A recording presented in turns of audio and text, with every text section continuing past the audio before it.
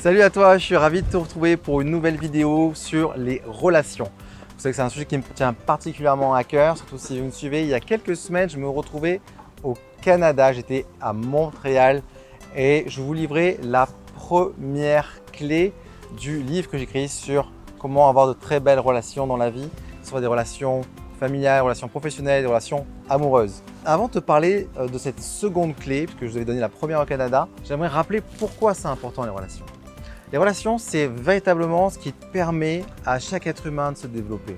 C'est ce qui permet de grandir, c'est ce qui permet de créer de la richesse, c'est ce qui permet de créer de la joie. Vous ne serez jamais la personne que vous êtes si vous n'avez pas eu un parent, un frère, une sœur, un professeur. Ce sont les relations qui nous permettent d'avoir de la joie, du bonheur. Ce sont les relations qui nous permettent d'avoir du succès dans la vie. Parce que vous ne pouvez rien faire tout seul. Vous ne pouvez pas faire une famille toute seule. Vous ne pouvez pas faire une entreprise tout seul. C'est très compliqué en fait. Vous avez besoin de partenaires, vous avez besoin de clients. Donc, vous ne pouvez pas être tout seul dans votre coin. Vous devez avoir des relations. Et c'est les relations qui permettent d'avoir du succès dans vos affaires, dans vos amours. Vous connaissez la chanson. Donc, il y aura toujours des emmerdes. Mais par contre, c'est vraiment ça qui fait que vous pouvez réussir. Plutôt que voyez, de vous fâcher avec quelqu'un, essayer de comprendre son point de vue, essayer d'avoir une meilleure communication avec lui, essayer de trouver c'est quoi c'est important. Donc, avec tout ça, vous allez pouvoir construire des belles relations et aller ce vers quoi vous voulez aller. C'est vraiment très important. Donc, voilà pourquoi les relations sont des clés de réussite dans la vie. C'est parce que ce sont elles qui vous permettent d'aller beaucoup plus loin et de réussir vos objectifs. Avant de vous donner la deuxième clé, est-ce que vous vous souvenez de la première? La première clé, c'était l'autre est libre à 100% dans une relation. Ça veut dire quoi? Ça veut dire que la souffrance que vous pouvez avoir dans la vie provient que les autres ne se comportent jamais de la façon dont vous aimeriez qu'ils se comportent. Donc, vous souffrez parce que vous attendez que votre salarié se comporte comme ci, que votre femme se comporte comme ça, que vos enfants fassent ce que vous attendez d'eux, que la société pense comme vous aimeriez qu'elle pense. Donc, c'est toujours ça qui fait qu'on souffre dans la vie. C'est qu'on attend des autres qui se comportent véritablement comme on aimerait qu'ils se comportent. Mais la vérité, c'est que vous ne pouvez jamais combler les attentes des autres à 100% et comme les autres ne peuvent jamais combler vos attentes à 100%. C'est une utopie complète. Et quand tu as compris ça, tu peux complètement changer ta vie. Tu peux complètement transformer tes relations. Donc ça, c'est la première clé. L'autre est libre à 100%. Ça veut dire que toi-même, tu es libre à 100%. Ça ne veut pas dire que tu dois tout accepter, mais tu peux respecter l'autre dans son choix, dans sa vie, dans son mode de pensée. Et c'est le premier pas vers de la communication. Donc ça, c'est la première clé. La seconde clé dans les relations, c'est que tu maîtrises ton niveau de bonheur et ton niveau d'amour. Le truc, c'est que dans les relations, on attend que les autres comblent nos besoins. On a un besoin d'amour, on a un besoin de tendresse, on a un besoin d'affection, on a un besoin de partager, etc., etc.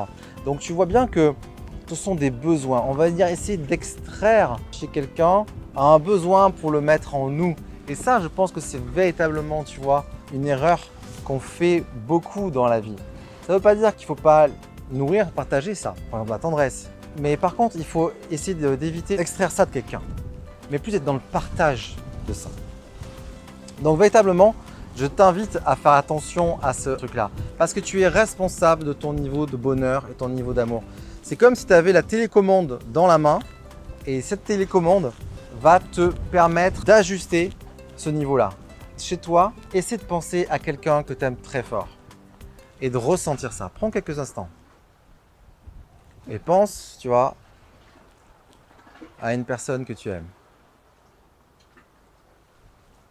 Et là, peut-être que tu vas ressentir quelque chose de très fort en toi et te dire « Waouh, je ressens de l'amour pour cette personne ». Pourtant, elle n'est pas là. Pourtant, tu n'as pas eu d'interaction avec cette personne-là, mais tu ressens de l'amour. Donc, qui c'est qui ressent de l'amour? C'est toi. Et c'est pareil pour le bonheur. C'est-à-dire que quand tu es heureux, c'est toi qui ressens le bonheur.